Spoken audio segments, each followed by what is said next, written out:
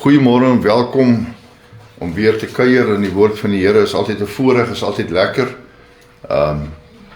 Elke dag dink ons aan dinge in ons lewe wat ons moet bewaak.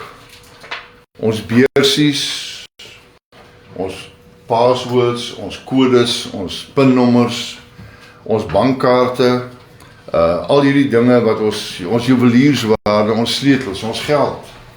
Al hierdie dinge is dinge wat ons elke dag dink aan om te bewaak, om te bewaar, want dis dinge wat vir ons kosbaar is.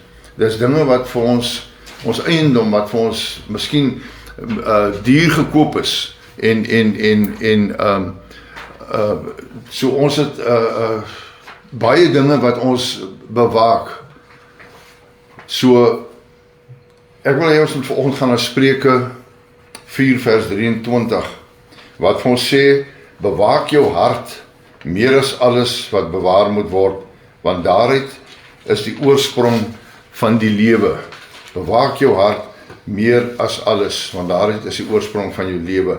Nou, daar is baie verwysings na ons hart en die dinge, en daar is baie kere wat verwys word na die hart in die woord van die Here.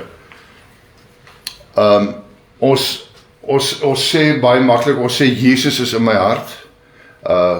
Ek het jou lief met my hele hart. Ek begeer met my hele hart.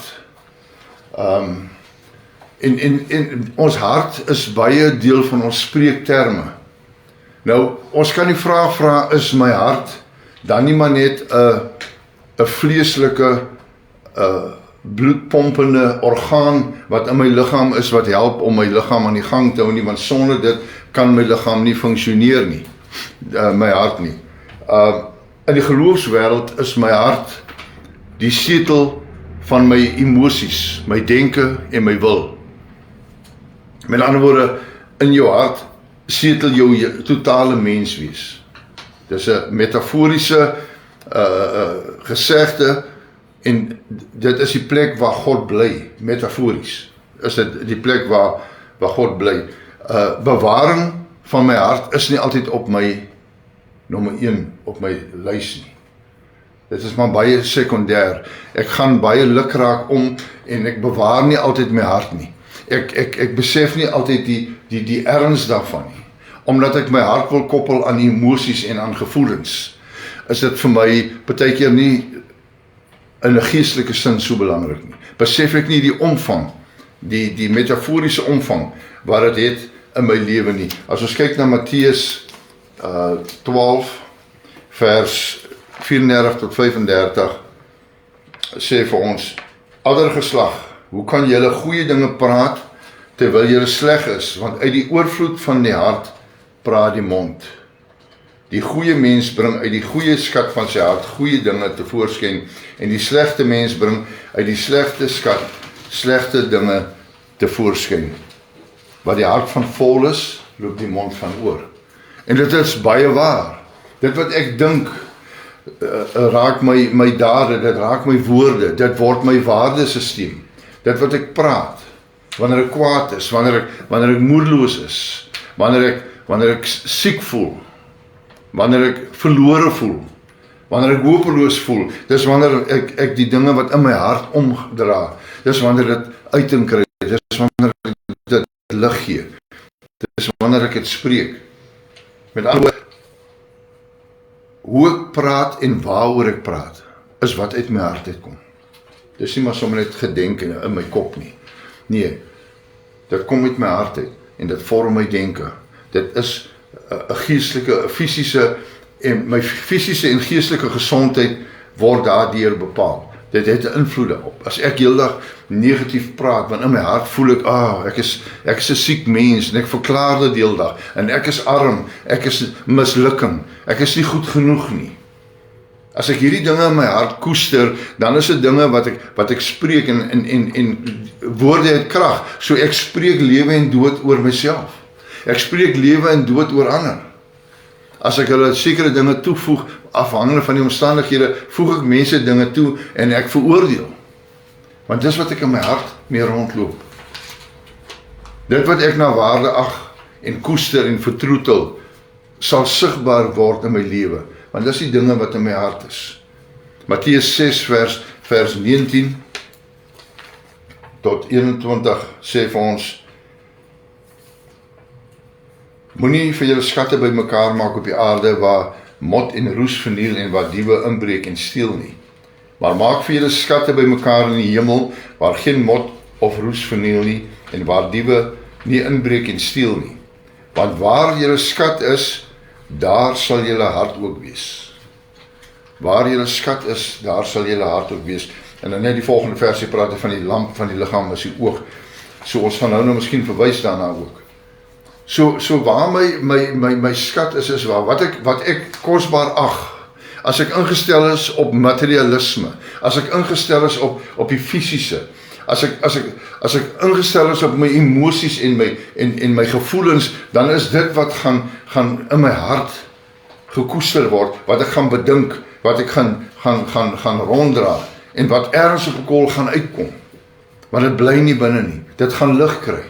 Die Bybel sê daar is niks verborge wat nie geopenbaar sal word nie. Dis ook my woorde, my versigtinge in my hart. My hart word gedurig gebombardeer met inligting wat deur my sinte en my oë, wat dan nou die vensters van my siel is. Dit wat ek sien, dit wat ek na luister, die mense met wie ek omgaan. Op een of ander wyse ervaar ek dinge elke dag in my lewe en dis dinge wat in my hart inwerk, wat ek ervaar in my hart. Blydskap, teleurstelling, pyn. Maar hoeveel van dit bly in my hart agter? Hoeveel van dit koester ek in my hart? Dra ek rond? Jeremia 17 vers 9 tot 10 sê, bedrieglik is die hart bo alle dinge, ja, verdorwe is dit. Wie kan dit ken? Ek die Here deursoek die hart, toets die niere, om elkeen te gee na sy weë, volgens die krag, volgens die vrug van sy handelinge. Ons word maklik mislei. Eva, ons ken die verhaal, dit het nie gegaan oor die vrug wat sy eet sodanig, maar dit het gegaan oor die besluit wat sy in haar hart geneem het, om daardie vrug te eet. Dawid het in sy hart 'n besluit geneem om oorspel te pleeg met Batseba. Saul het verkies om nie gehoorsaam te wees aan God nie, en in sy hart het hy besluit om geeste te gaan, 'n waarsêer te gaan raadpleeg. En so kan ons aangaan met vele voorbeelde. Judas, wat Jesus verraai het in sy hart 'n besluit geneem dat geld belangriker is as Jesus. En so koester ons in ons harte elke dag iets wat vir ons belangriker is of die belangrikste is. En dit word baie keer gedryf deur hoe ons groot geword het, ons agtergrond, my karakter, my gewoontes, wat ek my aangeleer het deur die jare, my routine, my comfort zone, waarin ek lewe. Dis als dinge wat impakteer op my hart. En daarom is dit belangrik dat ons moet versigtig wees waaraan ons onsself blootstel. Keuses. Want ons moet verstaan dat keuses gevolge het. En dat wanneer ons keuses maak, en is miskien swak keuses of oningeligte keuses wat ons maak, wat tot ons nadeel is, kan ons na God toe gaan en sê, Here vergewe my, of Here help my. Maar ons moet ook verstaan dat soos Moses 'n keuse gemaak het toe hy nie met die rots gepraat het soos God opdrag gegee het nie, maar toe hy die rots met die stok geslaan het en daar's steeds water uitgekom het, maar hy het die voorreg verloor om die beloofde land in te gaan. So het keuses gevolge, en dis gevolge wat God nie noodwendig gaan wegneem nie. Dis gevolge wat hy vir ons die krag sal gee om mee te deel, maar dis die berg wat ek en u moet oorgaan. God gaan nie die berg wegvat nie. Dis nie die daad nie, maar die besluit in die hart wat geneem word. Want wanneer ek wrokkig voel teenoor wat iemand my aanstoot gee, wanneer ek te nagekom voel, en dit wat ek in my hart koester teenoor daardie persoon, is heel waarskynlik iets wat ergens gesê gaan word, of wanneer ek dit inhou en nie uiting gee daaraan nie, is dit iets wat binne my groei, wat 'n bitterheid veroorsaak, wat verhoed dat ek geestelik vry kan wees, wat verhoed dat ek geestelik kan groei. Want dis 'n bitterheid wat in my vasgevang word. Ons kan sê ek kan dink wat ek wil. Dit is so. Maar ons moet versigtig wees wat ons bedink. Want ons denke word ons dade. En dit word iets wat in ons hart gaan vassit. Ons kan nie in hierdie tye bekostig om ons harte onbewaak te laat nie. Daar's net te veel eksterne impulse wat impakteer op ons lewens. Wat 'n residue los in my hart, wat 'n ontsteltenis veroorsaak. Wat maak dat my waardesisteem geaffekteer word. Ons kinders se harte moet bewaak word teen die negatiewe. Soos onder andere moet ons beheer neem oor aan watse media blootstelling ek gaan toelaat. Wat gaan ek toelaat om te impakteer op my jong mens se lewe? Want dit gaan hom as volwassene beïnvloed, benadeel of bevoordeel. Wat laat ek toe? Wat se keuses gaan ek maak namens hom? Gaan ek dit doen al is ek nie gewild nie, maar gaan ek dit doen sodat hy eendag kan sê dankie vir die keuses wat ek nie van gehou het nie, maar dankie vir dit wat ek van weerhou was. Ons kan nie ons kinders toedraai in katoen nie, of bubble wrap nie, is eintlik die woord wat ek soek. Ons kan nie ons kinders toedraai in bubble wrap nie, hulle moet blootstelling hê, maar ons moet versigtig wees hoeveel en wat se blootstelling ons toelaat. Op watter stadium van hulle lewe. Want die wêreld daar buite, of die samelewing daar buite, ek wil nie sê die wêreld nie, maar die samelewing daar buite gee nie om nie. Wie en wat jy is nie. Hy is net ingestel daarop, die vyand en die mense wat in sy mag leef, is net daarop ingestel om te vernietig. Nie om op te bou nie. Daarom moet ons grense stel. Ons moet grense stel in ons eie lewe ook. Miskien minder eksterne impak. Minder Facebook, minder TV, minder internet. Minder gedrukte media. Minder sinnelose en negatiewe geselskap.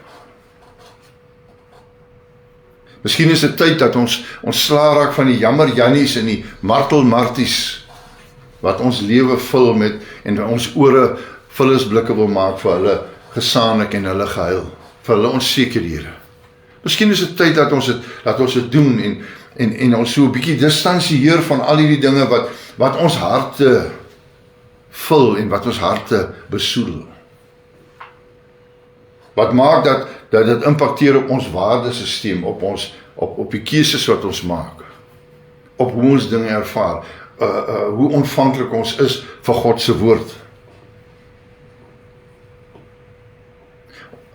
Ons moet die mooie binne probeer hou. Dis die belangrike deel. En hoe doen ek dit om die mooie te bou en daai siftingsproses, dis 'n moeilike, veral in die hedendaagse lewe waar ons blootgestel is aan baie impulse, het dit gekompliseerd geword. Ons moet miskien begin om meer gereeld ons Bybel te lees, want dit wat ek sien en dit wat ek lees daar, en as ek dit hardop lees, dan hoor my liggaam en my siel dit, so ek neem dit van twee kante af, en in die Bybel word ook herinner aan wat God se woord sê. So miskien moet ek meer gereeld Bybel lees, nie om te sê ek ken die Bybel nie om met die vyand in geveg te tree nie, maar ons gaan hom nie oorwin nie. Hy is reeds oorwonne vyand. Hy maak my net asof hy nog steeds baas is.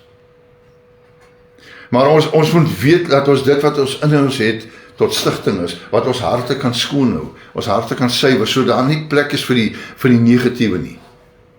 Maar as ons loop met oop harte wat gedurig die rommel van die samelewing in ons opgaar, is daar nie plek vir die goeie en die mooi nie. En word die mooi oorheers deur die negatiewe, want het jy al opgemerk dat die negatiewe is geneig om 'n groter impak, 'n groter sensasiewaarde te hê as die positiewe. Lees Psalm 23, die Here is my herder, en is 'n wonderlike psalm en baie ander skrifgedeeltes in die Bybel. En dan gaan lees jy gou 'n stukkie op Facebook, die koerant, wat het nou weer gebeur, hierdie afskuwelike ongeluk, hierdie moord, en dit gryp mens aan. Dit gryp jou gedagtes aan. Jy wil meer weet, jy wil meer wees.